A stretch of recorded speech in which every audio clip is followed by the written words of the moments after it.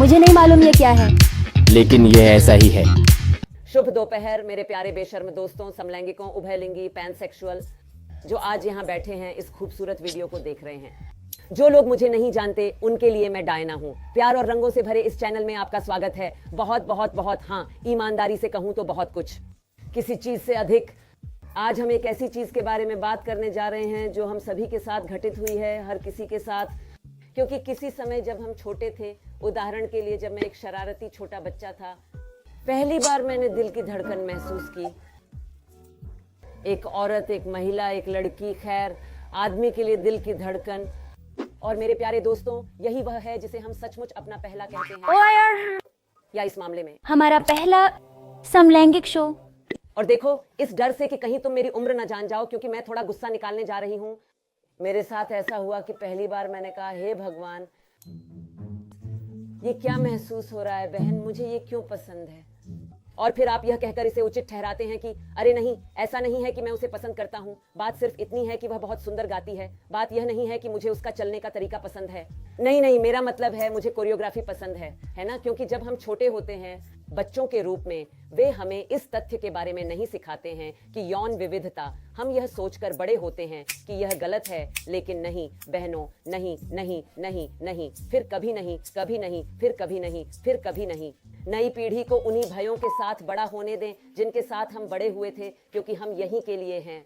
यहाँ मेरे पहले 5 समलैंगिक झटकों की सूची दी गई है, लेकिन शुरू करने से पहले प्रियो, बेझिझक निश्चित रूप से अपनी समलैंगिक पसंद को यहाँ टिप्पणियों में लिखें। हाँ, टिप्पणियों में। यहाँ के पहले वाले, वह पहला क्षण जब तुम्हें भी वैसा ही महसूस हुआ जैसा मुझे हुआ, कि आपका दिमाग सचमुच पूरी तरह से उड़ गया था। और जब आप यहाँ हैं तो यदि ज्यादा परेशानी ना हो तो इस वीडियो को शेयर करें, इसे लाइक करें, और अगर आपको सामग्री पसंद आई तो यह बहुत बढ़िया होगा यदि आप सदस्यता ले लें। ठीक है, चलो आगे बढ़ते हैं और उन समलैंगिकों को साझा करते हैं जिन्होंने मुझे बनाया। जो भी हो, चलो शुरू करते हैं। ओह नहीं मेरी प्यारी बहन, मैं एक भयानक स्थिति में हूँ जहाँ मैं मूर्खतापूर्ण और लापरवाही भरे कामों के कारण सब कुछ खो रहा हूँ। पहली महिला जिसने इस बेशर्म आत्मविश्वास, दिल को धड़काने वाले जबरदस्त क्रश, दिल का कारण बना, धड़कता क्रश, बहने इसे शेयर करें।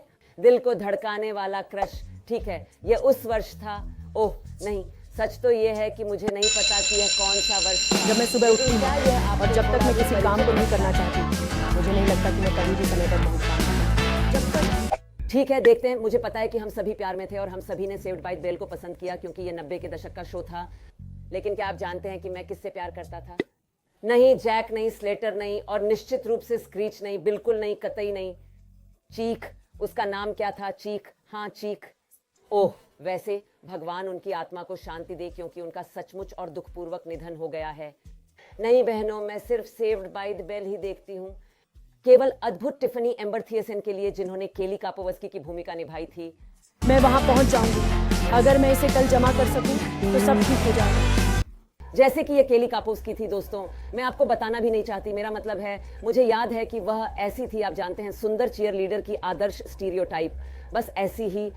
आप जानते हैं, मैं उसे देखती थी जब वह उसके खिलाफ झुकती थी। इसे क्या कहते हैं, वह चीज जिसके खिलाफ वह स्कूल में झुकती थी, बहुत अमेरिकी लॉकर, उसके लॉकर के खिलाफ। और मैं कहता था, यार, नगेट की पहली गहरी धड़कन केली के परिश्रमी प्रयासों से संभव हुई, ठीक है। ब्लू मून, तुमने मुझे अकेला खड़ा कर दिया। दूसरा, समलैंगिक आकर्षण। दूसरा, समलैंगिक हमले का आतंक जो मैंने अपने अस्तित्व और अपने शरीर और अपने हार्मोन और अपने खून में महसूस किया, और खैर व्यावहारिक रूप से हर जगह, है ना। चलिए हम सीरीज की बात जारी रखें, है ना। ये सीरीज थी, हमें नहीं पता किस साल की, लेकिन आपको ये कुछ हद तक आक्रामक श्रृंखला याद होगी, है ना।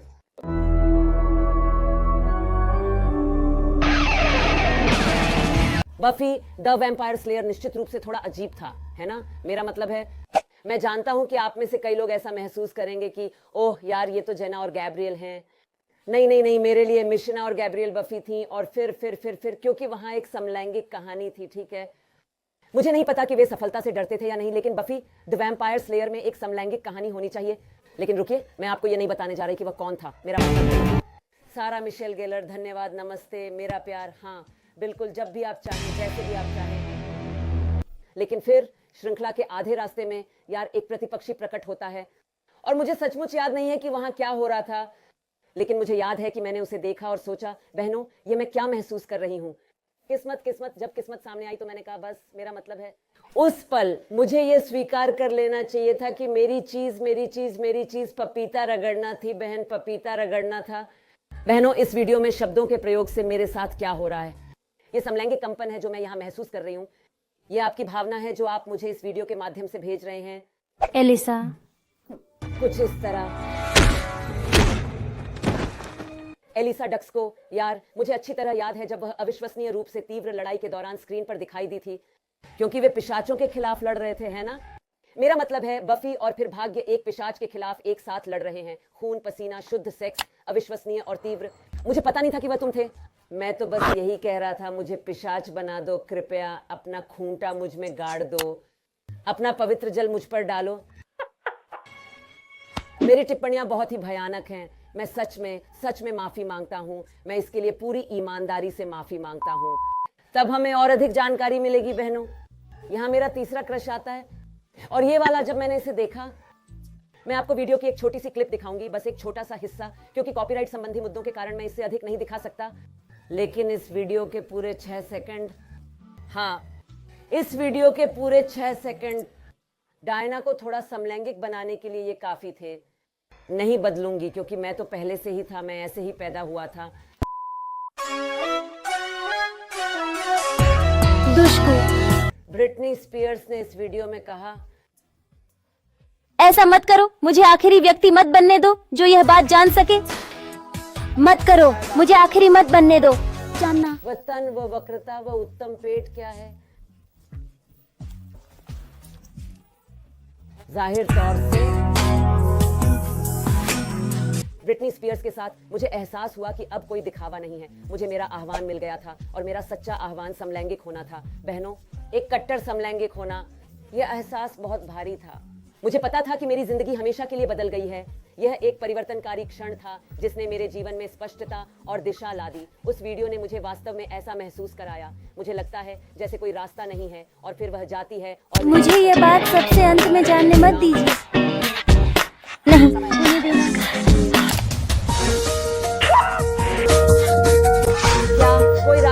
कोई रास्ता नहीं था। मुझे याद है उस समय मैं MTV देख रहा था, अपने भाई के साथ चीटोस खा रहा था और अचानक गुलाम आपके लिए वीडियो का प्रीमियर, ब्रिटनी स्पीयर्स का गाना I am a slave for you आया और मुझे ऐसा महसूस हुआ जैसे मैं टूट गया हूं। मैं उस पल पूरी तरह से नष्ट हो गया था।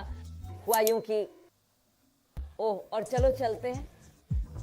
अब इस मानसिक टूटन के बाद ये सोचकर कि मेरे पास महिला के बारे में कोई रूढ़िबद्ध धारणा नहीं है, लेकिन अगर सचमुच हमारी बहनें हैं, चलो चौथे नंबर पर चलते हैं।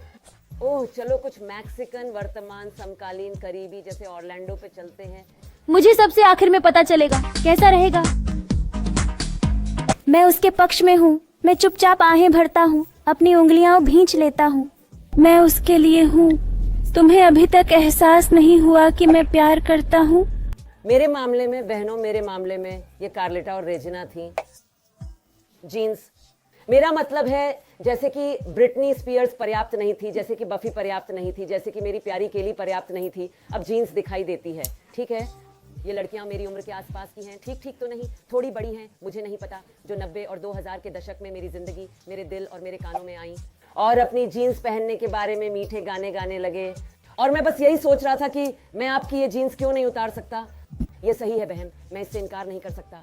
कार्लेटा और रेजिना, दरअसल वे सभी, मेरा मतलब है मुझे वे सभी बहुत पसंद थी, लेकिन वे दो, मुझे याद है कि ऐसा था। ओह नहीं, बंद करो डायना, अपने समलैंगिक आकर्षण को बंद करो जिसे तुम महसूस कर रही हो। हाँ बहन, मैंने उन दोनों के लिए ऐसा महसूस किया और मिचोआकेन के अलावा और भी बहुत कुछ। तुम निराश हो जाओगे क्योंकि हमारा प्यार। और सबसे बड़ी बात, मैं आपको आखिरी समलैंगिक सदमे के बारे में बताना चाहती हूँ जो मैंने राणमा 1/2 देखते समय महसूस किया था।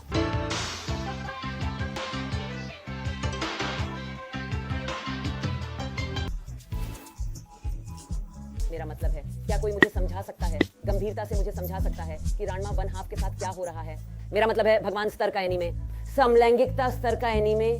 जब मैं, मुझे नहीं पता, 12 साल या 11 साल का था, तो मैं ऐसा था, मुझे कुछ भी समझ नहीं आता, क्योंकि मैं तब उत्साहित होता हूँ जब रणमा एक महिला में बदल जाता है, न कि तब जब वह एक पुरुष बन जाता है। मेरा मतलब है उस पल बिना किसी संदर्भ के मैं सोच रहा था यार क्योंकि क्या जब हो रहा आप है, कान्ये तुम्हें को पता है? देखते हैं तो मैं उत्साहित हो जाता हूँ। वह एक महिला है और मैं हमेशा चाहता था कि वे किस करें, चाहे वे किस करें या नहीं। वैसे भी मेरी आवाज और भी ऊंची हो गई बहनों। सचमुच यार नहीं, मेरा मतलब है जब मैंने रणमा का आधा भाग देखा और जैसे जैसे एपिसोड आगे बढ़े मैं सोचता रहा क्या हो रहा है। आप जानते हैं ये वास्तव में कठिन था, क्योंकि तब मेरे पिताजी को कैंसर हो गया, इसलिए हम मैक्सिको सिटी चले गए और मैं अपने बचपन से संपर्क खो बैठा। आप जानते हैं, क्योंकि तब से मुझे वयस्क बनना था। अन्य विषय जिनके बारे में मैंने एक बार आपको बताया था, अगर आपने वह वीडियो नहीं देखा है जब मेरे माता पिता कैंसर के रूप में थे, खैर ये बहुत बुरा है, तब मुझे पता नहीं था, लेकिन मुझे याद है कि मैं चौंक गया था और सोच रहा था मैं क्यों चाहता हूं कि वह उसे चूमे जब वह एक महिला है और तब नहीं जब वह राणमा है। अंत में यह वही राणमा थी, लेकिन चाहे वह पुरुष लिंग हो या महिला। तो मैं ऐसा था, मैं इसके बारे में सोचता हूँ, यह हमें गैर द्विआधारीवाद के विषय से परिचित कराने का एक शानदार तरीका था। उभयलिंगीपन, अंतरलैंगिकता या यहाँ तक कि ट्रांससेक्सुअलिटी एक महान एनीमे। मेरा मानना है कि आजकल इसे फिर से पर्दे पर लाया जाना चाहिए ताकि नई पीढ़ी जिसके पास अब अधिक संदर्भ हैं इसे पसंद कर सके और इसकी प्रशंसा कर सके, ठीक वैसे ही जैसे मैंने तब किया था। लेकिन खैर मेरे प्यारे दोस्तों, इस चौंकाने वाले और अप्रत्याशित ट्रा लेस्बियन क्षण के बाद हमने एक साथ अनुभव किया। यह क्षण कई छोटी छोटी उत्तेजनाओं और आश्चर्यों से भरा है। मैं अब जा रहा हूँ, लेकिन हमेशा की तरह मेरे जीवन के हर पल की तरह मैं तुम्हें ढेर सारे चुंबनों के साथ छोड़ रहा हूँ। लेकिन अपना ख्याल रखना और हम आपको डेकोराडो के आधिकारिक कार्यालय में देखेंगे। ये कहना ना भूलें, इस वीडियो को सब्सक्राइब करें और शेयर करें। अलविदा। मुझे नहीं मालूम कि मैं वास्तव में क्या गा मैं नहीं। मुझे तो गाना भी ठीक से याद नहीं है। पता है, अलविदा नहीं। रेजिना और कार्ला को अभी तक ये नहीं पता था कि मैं कौन हूँ। अलविदा।